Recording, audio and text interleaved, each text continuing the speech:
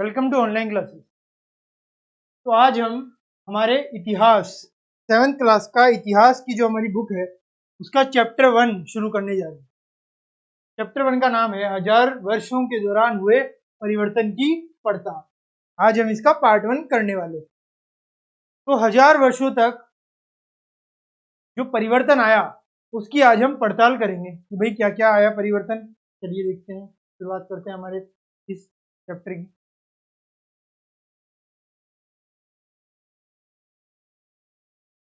क्या करेंगे, शुरुआत कर देंगे हमारे चैप्टर की। करते हैं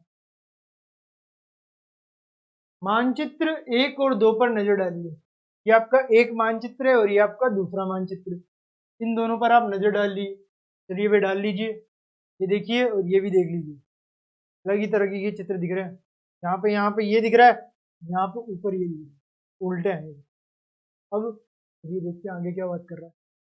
मानचित्र 1 अरब भूगोलवेत्ता अल इद्रिसी ने 1154 में बनाया था। तो ये जो है ना हमारा, ये जो दिख रहा है आपको, ये मानचित्र जो है ये अल इद्रिसी जो है नाम के अरब भूगोलकर्ता ने बनाया था।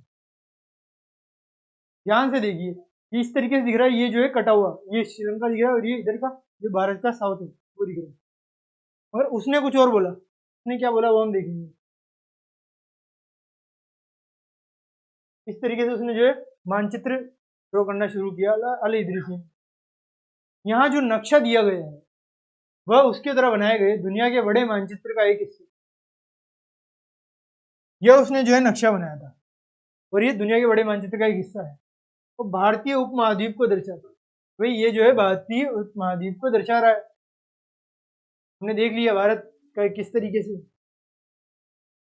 मानचित्र 2 एक फ्रांसीसी मानचित्रकार ने 1720 में बनाया था। और जो मानचित्र 2 है ना, ये आपको दिख रहा है, ये एक फ्रांसीसी मानचित्रकार था जिसने 1720 में इसको बनाया था। देखिए इस मानचित्र 2 को सिर्फ फ्रांसीसी मानचित्रकार ने बनाया 1720 में। दोनों नक्शे एक ही इलाके के हैं मगर उनमें काफी अंतर है। तो दोनों के दोनों नक्शे है ना, ही बनाए हैं, ये दोनों एक ही इलाके के हैं, वो है भारतीय उपमहाद्वीप, मगर इनमें कई सारे अंतर है। अल इद्रिसी के नक्शे में दक्षिण भारत उस जगह है जहां हम आज उत्तर भारत ढूंढेंगे। तो अल इद्रिसी का जो नक्शा है ना, उसमें दक्षिणी भारत उस जगह है जहां हम आज उत्तर भारत ढूंढेंगे। ये देखिए, दक्षिणी भारत उस जगह है जहां हम आज जो है उत्तर भारत ढूंढ रहे हैं। ये देखिए उत्तर भारत जो यहाँ पे, दक्षिण भारत जो यहाँ पे। तो जो दक्षिण भारत है ना, इसके अकॉर्डिंग दक्षिण का है नीचे, तो हमारा तो ऊपर है इधर। तो दक्षिण वाला जो इसका है वो हमारा ऊपर यहाँ पे, तो उत्तरी भारत होना चाहिए हमारा। उत्तरी भारत ढूंढेंगे हम वहां पे। श्रीलंका का द्वीप जो है ऊपर की तरफ है। श्रीलंका का द्वीप कहाँ पे है? ऊपर की तरफ। चलिए देख लेते हैं। अल इद्रिसी के नक्शे में श्रीलंका कहाँ है? ऊपर है, क्योंकि होता तो नीचे है ना। ये देखिए इस वाले में। चलिए आगे। जगहों के नाम अरबी में दिए गए हैं और जो जगह है ना उनके नाम जो यहाँ पे लिखे हुए हैं ना, ये देखिए अरबी भाषा है। अरबी भाषा में जगहों के नाम जो है दिए हुए हैं, देख लिए। चलिए आगे चलते हैं। और उनमें कुछ जाने पहचाने नाम भी है। और उनमें क्या है? कुछ जाने पहचाने नाम भी मिलते हैं हमें। तो उनमें कुछ जाने पहचाने नाम है जो हमें मिलते हैं। ठीक है, मान लिया भाई जाने पहचाने नाम जो है वो हमें मिल रहे हैं। जैसे कि उत्तर प्रदेश का कन्नौज। उत्तर प्रदेश का कन्नौज जो है यहाँ पे मिला है। अब मानचित्र 2 की बात करेंगे। अब हमने मानचित्र 1 की बात कर ली, उत्तर प्रदेश का कन्नौज जो है उसने दर्शाया है वहां पे। अब हम बात करेंगे इसकी मानचित्र 2 की।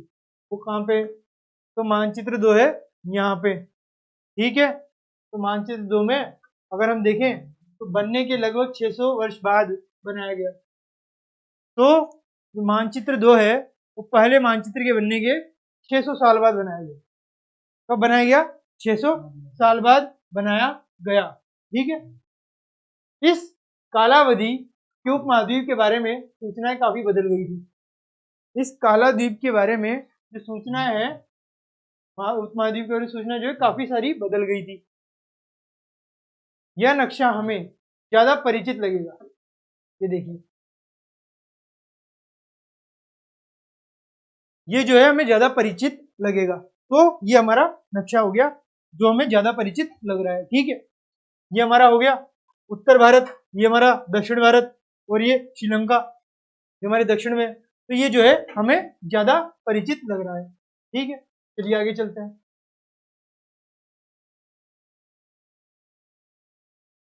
उसमें विशेषकर तटीय इलाकों के बारीक ब्यौरे देखकर आश्चर्य होता है, और इसमें ज्यादातर हमें जो है तटीय इलाके हैं उनको देखकर काफी ज्यादा आश्चर्य होता है। यूरोप के नाविक तथा व्यापारी अपनी समुद्र यात्रा के लिए इस नक्शे का इस्तेमाल किया करते थे। जो यूरोप के नाविक है ना, वो अपनी समुद्र यात्रा के लिए क्या करते थे, इस नक्शे का यूज करते थे कि भाई भारत इस तरीके से है, हमें भारत में प्रवेश करना। तो इस तरीके से जो है वो यूज किया करते थे। चलिए ये हमने देख लिया। अब चलिए आगे देखते हैं। ये 18वीं सदी के आरंभ में विम लॉम द लिस्ले के एटलस के नुओं के अनुसार उपमहाद्वीप है। तो इस तरीके का जो है एटलस है। ठीक है, तो इस तरीके का एटलस है ये। लेकिन अब भीतरी इलाकों पर नजर डालें। लेकिन अब क्या करें, आप अब भीतरी इलाकों पर नजर डालिए। क्या इनमें भी उतने ही ब्यौरे हैं जितने समुद्र तट वाले हिस्से में है? अगर यहाँ पे देखेंगे तो यहाँ पे भी क्या उतने ही ब्यौरे हैं जितने की समुद्र तट वाले हिस्से में? नहीं, बिल्कुल नहीं। गंगा के मार्ग को देखिए भाई, इसे किस तरह से दर्शाया गया है, यहाँ पे आप देख सकते हैं। गंगा के मार्ग जो है इसको अलग ही तरीके से यहाँ पे जो है दर्शाया गया है। इस मानचित्र में तटीय और भीतरी इलाकों के बीच ब्यौरा और बारीकी का जो अंतर है, आपके ख्याल में उसका कारण क्या है? तो जो ब्यौरा और बारीकी में जो अंतर इस मैप में हमें बताया गया है, उसका कारण क्या है वो हमें जानना है। चलिए कारण की तरफ चलते हैं। इतनी ही महत्वपूर्ण एक और बात है, भाई कारण क्या है वो तो हमें पता नहीं, मगर उस टाइम पे ये लग रहा है कि कुछ ना कुछ हो रहा होगा। अब इतनी ही महत्वपूर्ण एक और बात यह है कि दूसरे युग तक मानचित्र अंकन का विज्ञान भी बहुत बदल गया था। तो जो दूसरा युग था, तब तक जो मानचित्र का अलग तरीके से जो अंकन किया जाता था, उसका विज्ञान भी बदल गया। इतिहासकार जब बीते युगों के दस्तावेजों, नक्शों और लेखों का अध्ययन करते हैं, तो उनके लिए उन सूचनाओं के संदर्भों का उनकी भिन्न भिन्न ऐतिहासिक पृष्ठभूमियों का ध्यान रखना जरूरी होता है। तो इतनी ही महत्वपूर्ण एक और बात यह है कि दूसरे युग तक मानचित्र अंकन का विज्ञान भी बहुत बदल गया था। तो जो मानचित्र अध्ययन है ना, उसका विज्ञान बहुत हद तक बदल गया। भिन्न भिन्न ऐतिहासिक पृष्ठभूमि का ध्यान रखना भी बिल्कुल जरूरी था। तो नहीं कि हम सिर्फ एक ही पृष्ठभूमि बताएंगे। अब चलिए आगे चलते हैं। अब हम आते हैं हमारे नेक्स्ट टॉपिक, नई और पुरानी शब्दावली। हमने मानचित्रों के बारे में तो देख लिया भाई, उनका कारण जो है वो तो बस इतना मान सकते हैं कि उन्होंने एक विजुअलाइज करके बना दिए ये मैप्स, तो मानचित्र बना दिए। अब हम देखेंगे कि नई और पुरानी शब्दावली कौन सी है। चलिए देखते हैं। अगर समय के साथ साथ, आप ध्यान दीजिए, इनमें शब्दावली, इनमें शब्द दिए गए हैं आपको, कुछ दो तीन शब्द पढ़ेंगे हम यहाँ पे, 2 शब्द पढ़ेंगे मेनली, उनके बारे में हम बात करेंगे। अगर समय के साथ साथ सूचनाओं में संदर्भ बदलते हैं, अगर हम संदर्भ बदल दे तो भाषा और अर्थों के साथ क्या होता है? अगर हम सूचनाओं के संदर्भ बदल दे तो भाषा और अर्थों का क्या होगा? ऐतिहासिक अभिलेख कई तरह की भाषाओं में मिलते हैं, बिल्कुल हमें कई तरीके की भाषाओं में जो है ऐतिहासिक अभिलेख मिल जाएंगे। और ये भाषाएं भी समय के साथ बहुत बदली है, बिल्कुल बदली है, आज नहीं कई सालों से बदल रही है। उदाहरण के लिए मध्य युग की फारसी, कई सालों से जो है भाषा बदलती जा रही है। आधुनिक फारसी भाषा में से भिन्न। तो मध्य युग में एक फारसी बोली जा रही है और जो आधुनिक फारसी भाषा है ना, दोनों अलग अलग है। नाम दोनों का फारसी है बट फिर भी अलग अलग, कुछ ना कुछ ग्रामर का अंतर है, कुछ अंतर है। यह भिन्नता सिर्फ व्याकरण की नहीं है, ग्रामर मतलब व्याकरण की नहीं है, शब्द भंडार में ही नहीं आई है, समय के साथ शब्दों के अर्थ भी बदल जाते हैं। तो सिर्फ व्याकरण में अंतर नहीं है, जो शब्द का अर्थ है उसमें भी अंतर आ जाता है।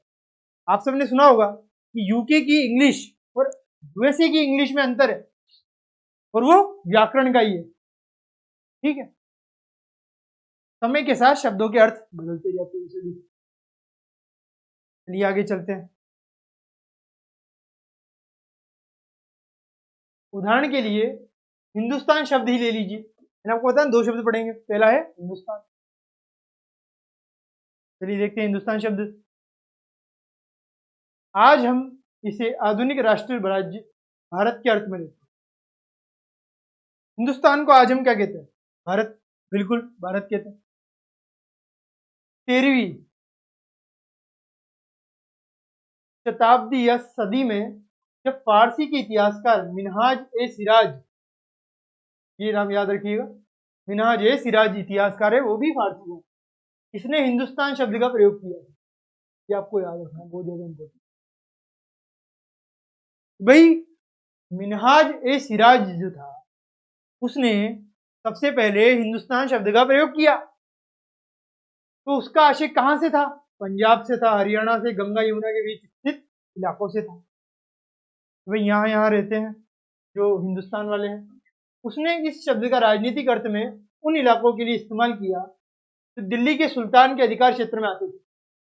इसने उन इलाकों का इस्तेमाल किया जो दिल्ली जो है ना, उस दिल्ली सल्तनत थी उसके अधिकार क्षेत्र में आते थे। अब सल्तनत के प्रसार के साथ साथ इस शब्द के अंतर्गत आने वाले क्षेत्र भी बढ़ते गए।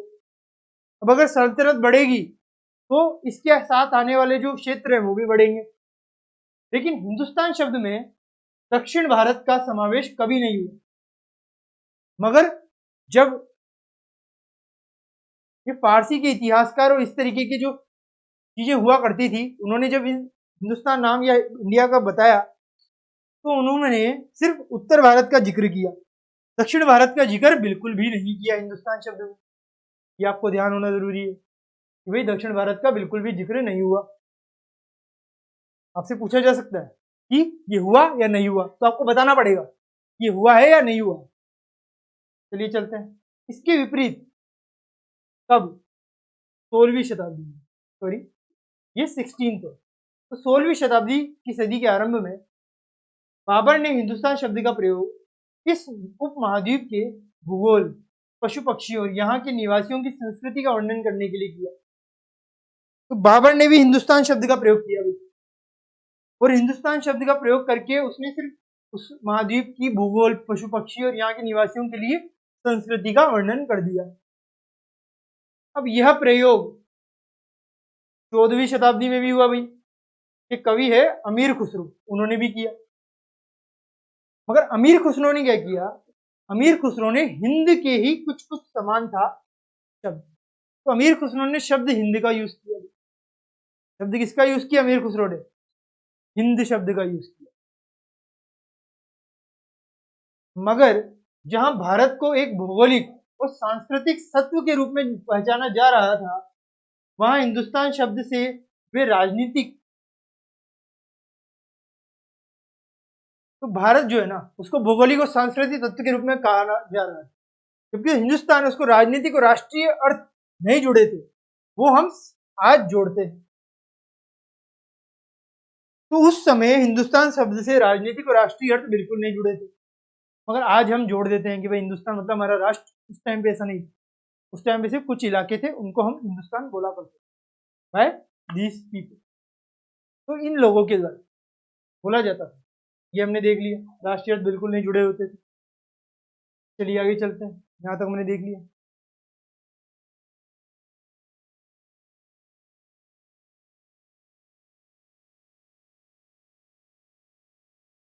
किसी भी शब्द का प्रयोग करने में इतिहासकारों को बहुत सावधान रहना चाहिए, क्योंकि अतीत में उन शब्दों के कुछ अलग अर्थ थे।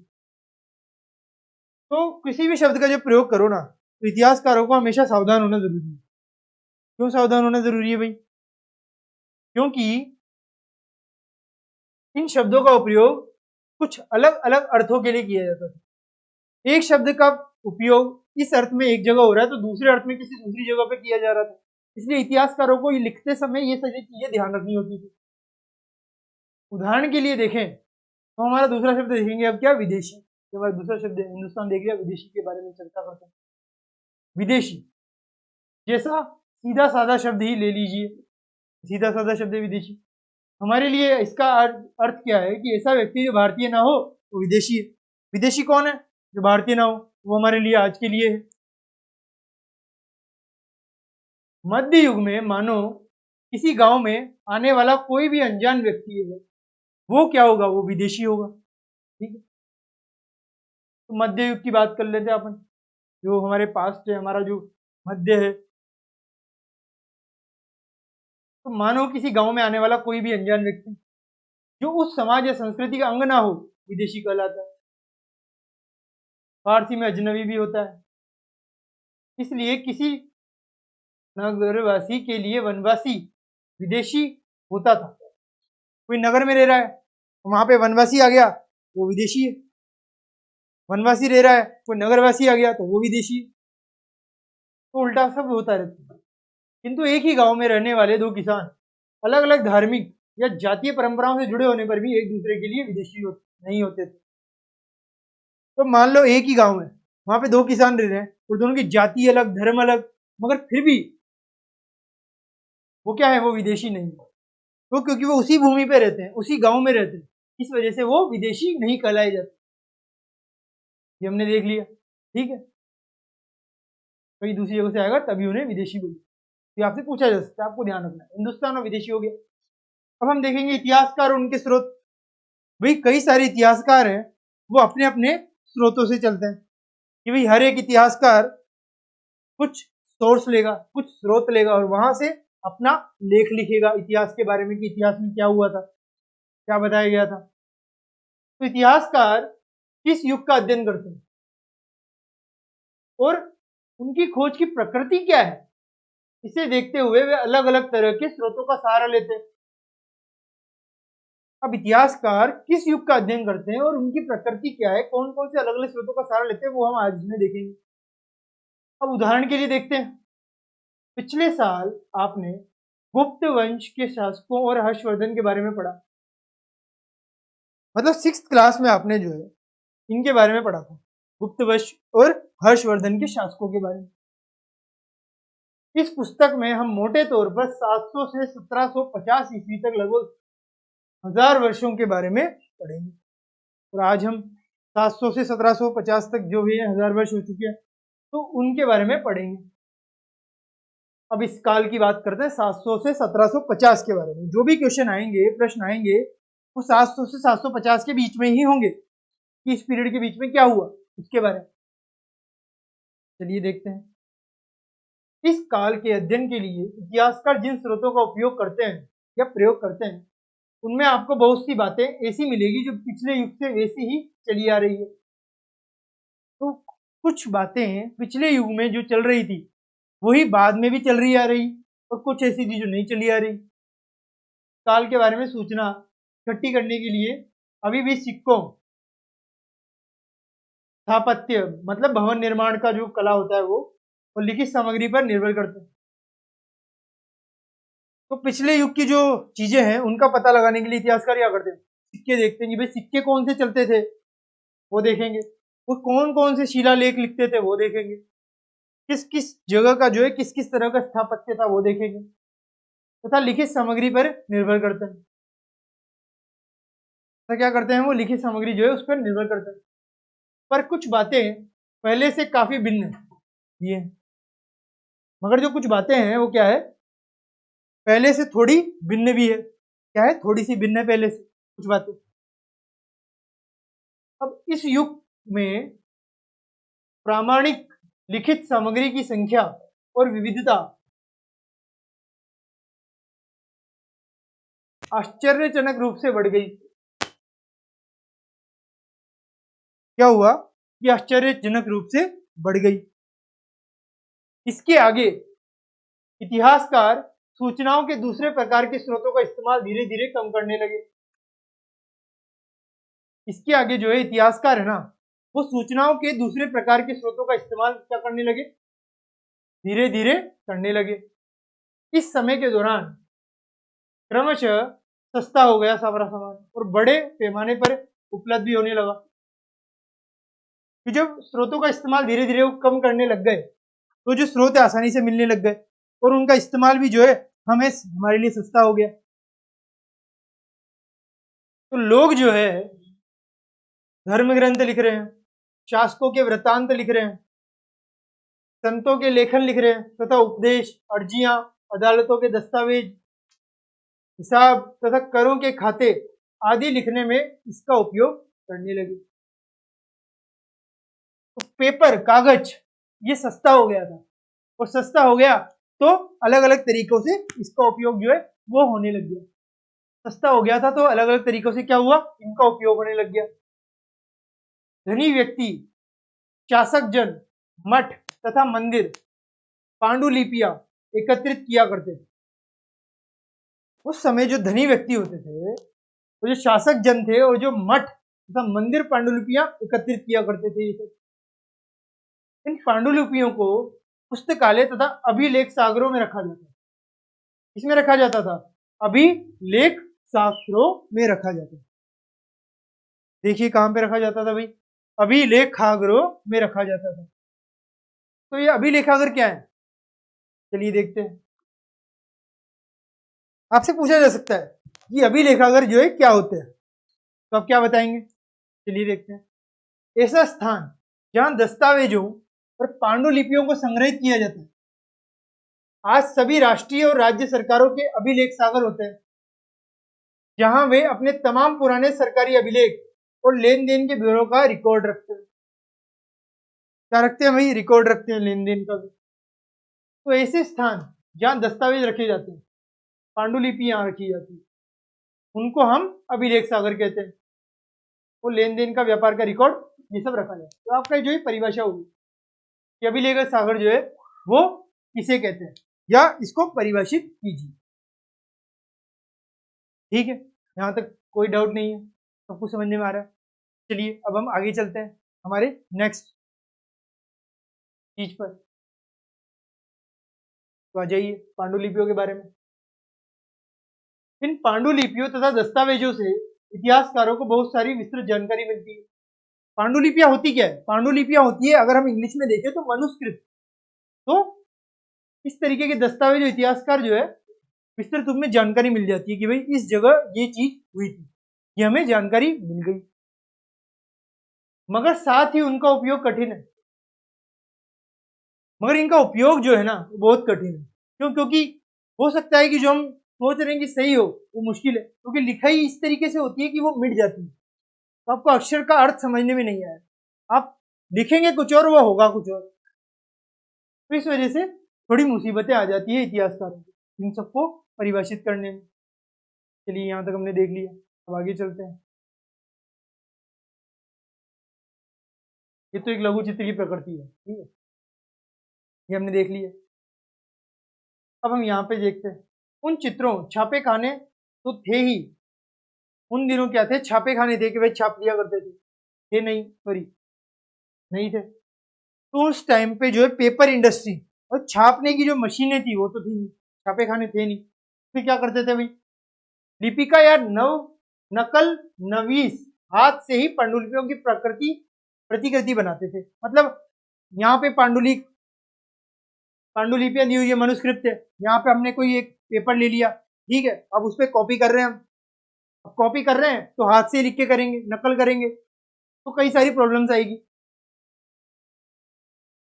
अगर